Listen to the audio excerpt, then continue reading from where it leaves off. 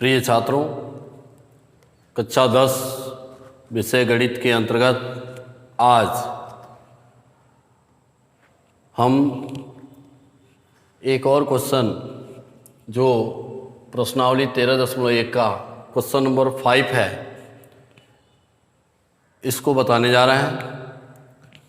क्योंकि इस क्वेश्चन को इसलिए बता रहे हैं क्योंकि एक लड़के ने इस बात को कहा था कि सर क्वेश्चन नंबर 5 प्रश्नावली 1.13.1 का क्वेश्चन नंबर 5 सर मैं नहीं लगा पा रहा हूँ, तो इसलिए मैं इस क्वेश्चन को बता दे रहा हूँ। अब देखिए, यहाँ पर एक घनाकार ब्लॉक के एक फलक को अंदर की ओर से काटकर एक अर्धगोलाकार कह रहा है कि अर्धगोलाकार, यहाँ पर एक अर्धगोलाकार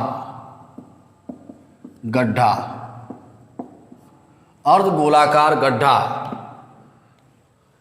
इस प्रकार बनाया गया है कि अर्धगोले का व्यास घन के किनारे के बराबर है, यानी घन के एक किनारे के बराबर है। शेष बचे ठोस का पृष्ठीय क्षेत्रफल ज्ञात कीजिए। मतलब ये कि जो घनाकार, ऐसे जैसे मान लीजिए कि हम एक घनाकार बॉक्स बना ही दे रहे हैं, तो इस घनाकार बॉक्स में यहाँ पर ऐसे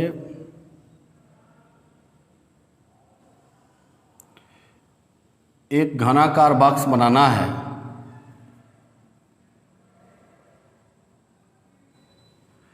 तो इस घनाकार बॉक्स में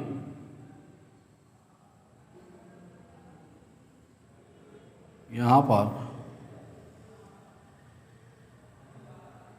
ये इस तरह से एक घनाकार बॉक्स होगा। इसके अंदर एक गड्ढा इस प्रकार बना रहा है, ऐसे। मतलब ये जो गड्ढा होगा वो इस प्रकार होगा।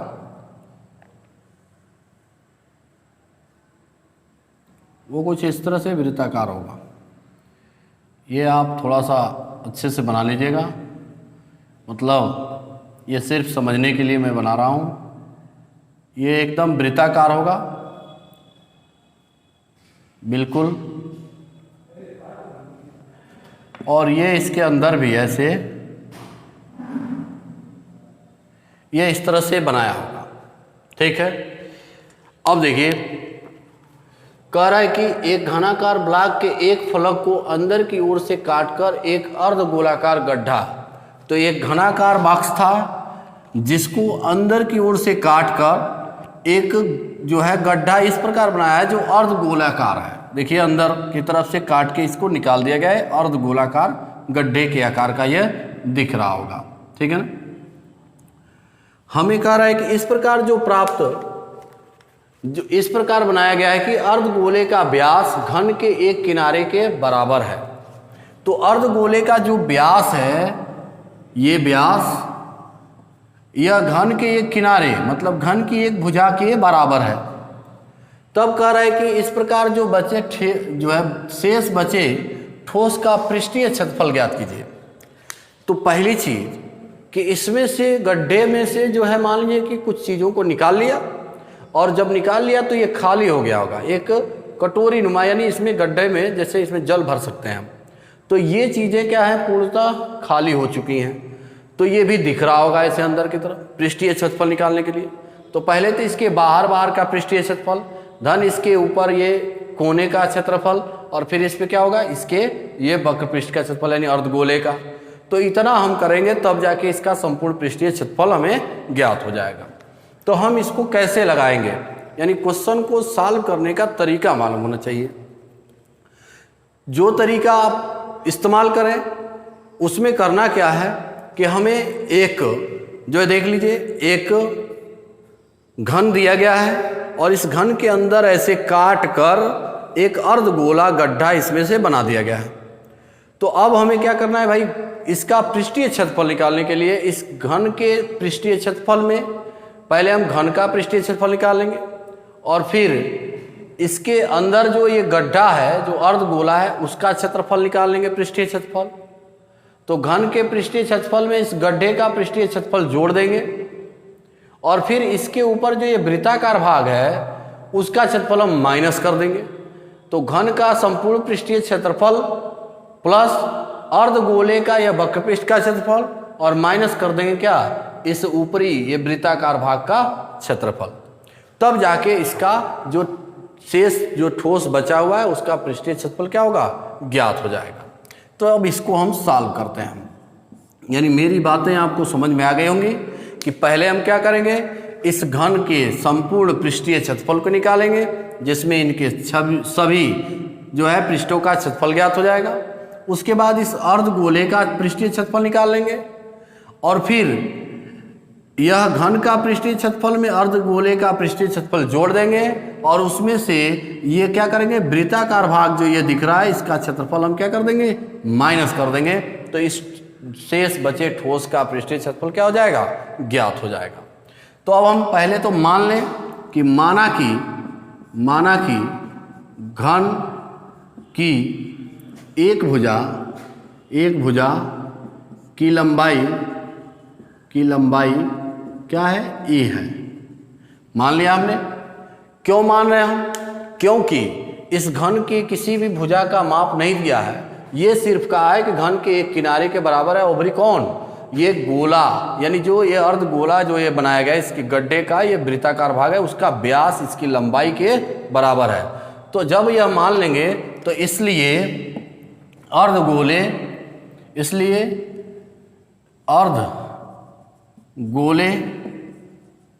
का व्यास बराबर क्या हो जाएगा, ए हो जाएगा, ए होगा। क्यों होगा भाई, क्योंकि एक क्वेश्चन के अनुसार दिया गया है कि घन की एक भुजा की जो लंबाई है वह जो है जो अर्धगोला उसमें गड्ढा बनाया गया है उस गड्ढे के व्यास के क्या है, बराबर है। तो यहाँ पर हो गया, इस बात को हमने लिखा, इसलिए अर्धगोले का व्यास इतना होगा। ठीक है ना, ये किसके अनुसार हो रहा है, क्वेश्चन के अनुसार। अब देखिए, अब हम क्या करेंगे भाई, अब इसका हम क्या निकाल लेंगे, जो है व्यास दिया है तो इसकी त्रिज्या निकाल लेंगे। तो अर्धगोले की त्रिज्या क्या हो जाएगी, अर्धगोले की त्रिज्या क्या होगी भाई, ए आर बराबर क्या हो जाएगा, a/2 होगा। ठीक है, ये लिख दिया हमने। अब क्या करेंगे हम, अब जो कहा है शेष बचे ठोस का पृष्ठीय क्षेत्रफल, तो हम लिख देंगे शेष बचे ठोस का पृष्ठीय क्षेत्रफल कितना होगा, ठोस का पृष्ठीय क्षेत्रफल। तो घन का पृष्ठीय क्षेत्रफल, घन का संपूर्ण पृष्ठीय क्षेत्रफल प्लस अर्धगोले का वक्रपृष्ठ या अर्धगोले का पृष्ठीय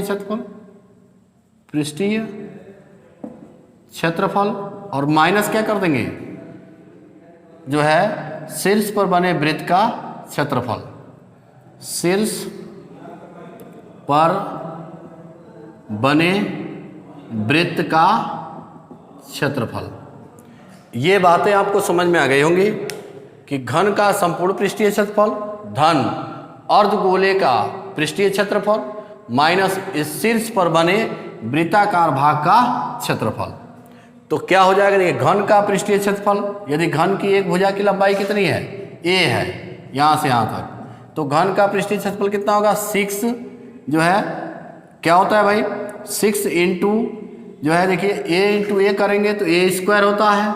इसी तरह से a² ऊपर होगा a², तो 6a² बताए थे हम, तो 6a² हो जाएगा प्लस अर्धगोले का पृष्ठीय क्षेत्रफल, तो अर्धगोले की त्रिज्या a है, a/2 है, सॉरी a/2 है, तो कितना हो जाएगा, यानी अर्धगोले का वक्रपृष्ठ, अगर मान लीजिए यहाँ पर अर्धगोला दिया हो तो अर्धगोले में क्या होता है कि हमने बताया था आपको, अर्धगोले के लिए अगर यहाँ पर मैं बना दे रहा हूँ, ये ऐसे अर्धगोले की त्रिज्या अगर r है तो इसका जो वक्रपृष्ठ होता है वो क्या होता है भाई, तो गोले का होता है 4 पाई r स्क्वायर, तो अर्धगोले का 2 पाई r स्क्वायर होगा।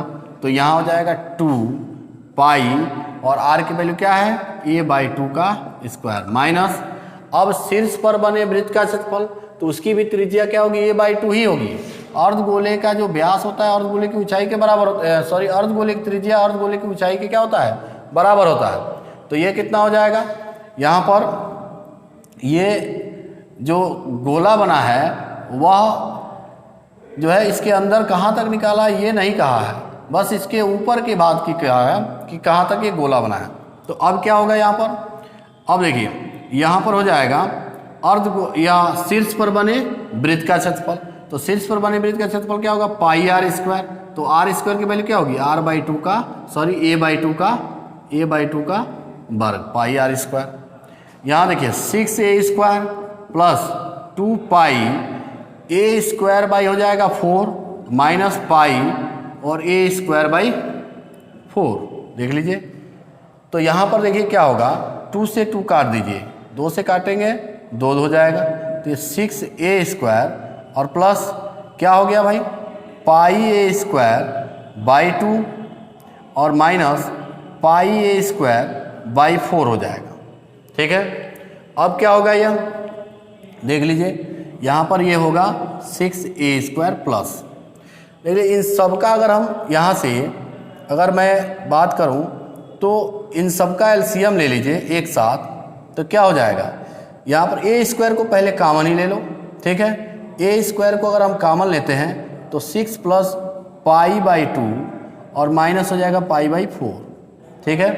तो कितना हो जाएगा यहाँ से, यह एलसीएम हो जाएगा a स्क्वायर इंटू यह हो जाएगा 4, ठीक है, और यहाँ पर हो जाएगा तो 6 चौको 24 हो जाएगा और प्लस ये 2 पाई हो जाएगा 2 पाई और माइनस हो जाएगा पाई, तो ये हो गया a स्क्वायर बाई 4 और इंटू देखिए कितना हो गया, यानी 2 पाई में से 1 पाई घटा देंगे तो ये 24 प्लस हो जाएगा पाई, तो ये इसका क्या होगा, यानी वर्ग मात्रक होगा।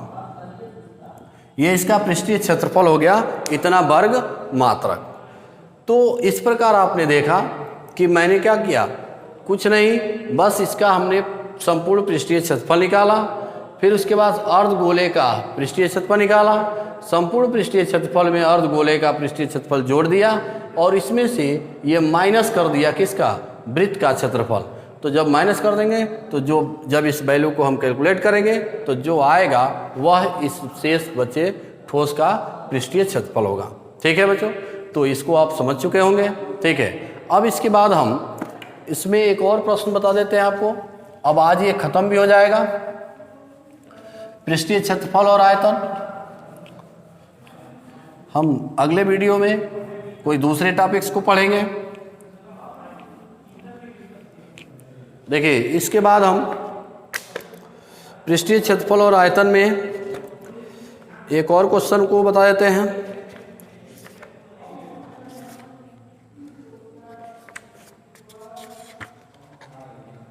देखिए 13.4 का मैं क्वेश्चन नंबर पहला बता रहा हूँ। 13.4 का क्वेश्चन नंबर 1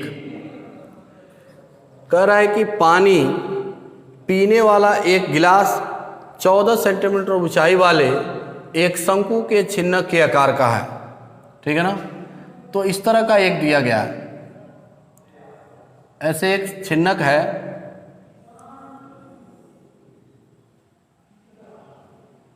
ये ऐसे दिया गया है।